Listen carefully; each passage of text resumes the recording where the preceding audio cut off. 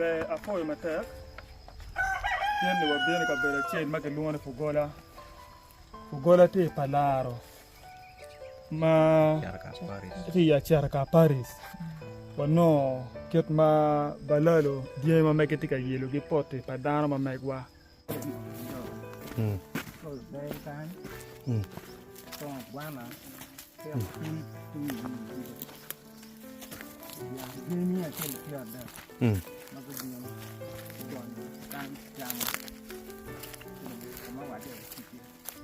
ma wano dana chel bana ubere chana dong sinyo to weko fu pen ni die pa Balalo pe ye en fu chi walego ni lok pa president America lok weko choyo kani our land is our life.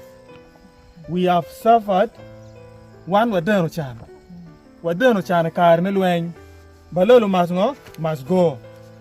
eni watika luku lok pango pa president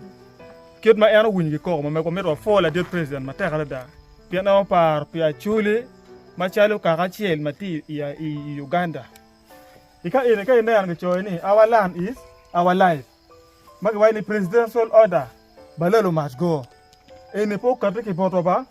enu katiki bot president si ma chalo wan ma chalo luak ma chalo activist ma chalo dana chiel ma neno ni luak kuno ngolati atam ni lok pa president America lok kubetu wa miyo ni anapara ngwen ma wa meru ni lok maki logo ni wa meru ni adukino chako tich kapia adukino yabu tich